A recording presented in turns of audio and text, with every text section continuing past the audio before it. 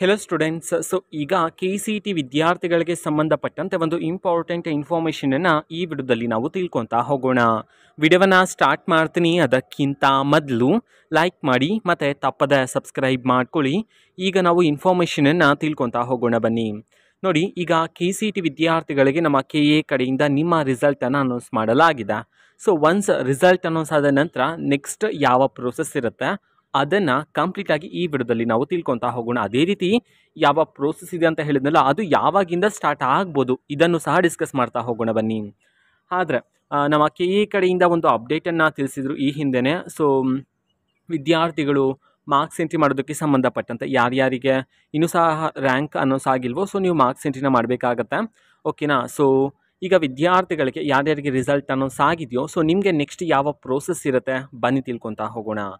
Next ಕೌನ್ಸ್ಲಿಂಗ್ಗೆ process ಇರ್ತಕ್ಕಂಥದ್ದು. ಕೌನ್ಸ್ಲಿಂಗಲ್ಲಿ ಅದರಲ್ಲೂ ಮೊದಲಿಗೆ ಆಪ್ಷನ್ ಎಂಟ್ರಿ ತುಂಬ ಅಂದರೆ ತುಂಬ ಮ್ಯಾಟರ್ ಆಗುತ್ತೆ. ಯಾಕೆ ಅಂತಂದರೆ ನೀವು ಎಷ್ಟೇ ಒಳ್ಳೆ ಸ್ಕೋರ್ ಮಾಡಿದರೂ ಸಹ KCET ಎಕ್ಸಾಮಲ್ಲಿ ನೀವು ಆಪ್ಷನ್ ಎಂಟ್ರಿಯಲ್ಲಿ ಸರಿಯಾದ ಕಾಲೇಜಸನ್ನು ಆ್ಯಡ್ ಮಾಡದೇ ಇದ್ದರೆ ನೀವೆಲ್ಲ ಮಾಡಿದ್ದು ವೇಸ್ಟ್ ಆಗಿಬಿಡುತ್ತೆ. ಬಿಕಾಸ್ ತುಂಬ ಟಫ್ ಕಾಂಪಿಟೇಷನ್ ಇರುತ್ತೆ.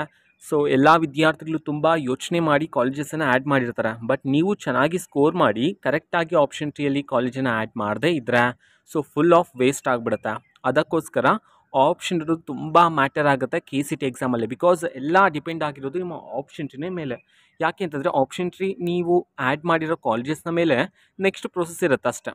ಅದಕ್ಕೋಸ್ಕರ ಆಪ್ಷನ್ ಎಂಟ್ರಿನ ಕರೆಕ್ಟಾಗಿ ಮಾಡಬೇಕಾಗುತ್ತೆ. ಬಟ್ ಯಾವಾಗ ಸ್ಟಾರ್ಟ್ ಆಗುತ್ತೆ ಅಂತಂದರೆ ತುಂಬ ಅಂದರೆ ಡಿಲೇ ಆಗುತ್ತೆ. ಬಟ್ ಈ ಮಂತಲ್ಲಂತೂ ಸ್ಟಾರ್ಟ್ ಆಗೋದಿಲ್ಲ. ನೆಕ್ಸ್ಟ್ ಮಂತ್ 15ನೇ ತಾರೀಕಿನ ಮೇಲೆ ನಿಮ್ಮ ಕೌನ್ಸ್ಲಿಂಗ್ ಸ್ಟಾರ್ಟ್ ಆಗ್ತಕ್ಕಂಥ ಚಾನ್ಸಸ್ ಇರ್ತಕ್ಕಂಥದ್ದು. ಯಾಕೆ ಅಂತಂದರೆ KCET ಮತ್ತು NEET ಕಂಬೈನ್ಡ್ ಕೌನ್ಸ್ಲಿಂಗ್ ನಡೆಸ್ತಿರ್ತಕ್ಕಂತಹ ಕಾರಣದಿಂದ NEET ವಿದ್ಯಾರ್ಥಿಗಳಿಗೂ ಸಹ ರಿಸಲ್ಟ್ ಅನೌನ್ಸ್ ಆಗಬೇಕಾಗತ್ತೆ. ಅದಾದಮೇಲೆ ಕೌನ್ಸ್ಲಿಂಗನ್ನು ನಮ್ಮ KE ಕಡೆಯಿಂದ ಸ್ಟಾರ್ಟ್ ಮಾಡ್ತಾರೆ. ಓಕೆನಾ? ವಿದ್ಯಾರ್ಥಿಗಳು ಈಗಲಿಂದನೇ ಹೇಳ್ತೀನಿ, ಆಪ್ಷನ್ ಎಂಟ್ರಿನ ಕರೆಕ್ಟಾಗಿ ಮಾಡ್ಕೊಳ್ಳಿ. ಹೇಗೆ ನೀವು ಲಿಸ್ಟ್ ಆಫ್ ಕಾಲೇಜಸನ್ನು ಮಾಡ್ಕೋಬೇಕಂತ ಹೇಳಿ ನೆಕ್ಸ್ಟ್ ವಿಡಿಯೋದಲ್ಲೇ ನಾನು ನಿಮಗೆ ತಿಳಿಸ್ತೀನಿ. ಅದಕ್ಕೋಸ್ಕರ ಚಾನೆಲ್ಗೆ ಸಬ್ಸ್ಕ್ರೈಬ್ ಮಾಡ್ಕೊಳ್ಳಿ. ನೆಕ್ಸ್ಟ್ ಬರ್ತಕ್ಕಂಥ ವಿಡಿಯೋಸನ್ನು ಮಿಸ್ ಮಾಡ್ಕೋಬೇಡಿ. ಬಿಕಾಸ್ ಯಾವ ರೀತಿ ನೀವು ಕಾಲೇಜಸನ್ನು ಸೆಲೆಕ್ಟ್ ಮಾಡ್ಕೋಬೇಕು, ಪ್ರತಿ ಕಾಲೇಜಿನ ಬಗ್ಗೆ ಯಾವ ರೀತಿ ಇನ್ಫಾರ್ಮೇಷನ್ ತಿಳ್ಕೊಬೇಕು ಅನ್ನೋದನ್ನು ಸಹ ತಿಳಿಸ್ತಿದ್ದೀನಿ. ನೆಕ್ಸ್ಟ್ ವಿಡಿಯೋನ ಮಿಸ್ ಮಾಡ್ಕೋಬೇಡಿ. ಆ್ಯಂಡ್ ನೆನಪಿರಲಿ, ನೆಕ್ಸ್ಟ್ ಪ್ರೋಸೆಸ್ ನಿಮಗೆ ಆಪ್ಷನ್ ಎಂಟ್ರಿ ಇರುತ್ತೆ. ಓಕೆನಾ? ಇದು ಇವತ್ತಿನ ಒಂದು ವಿಡಿಯೋ.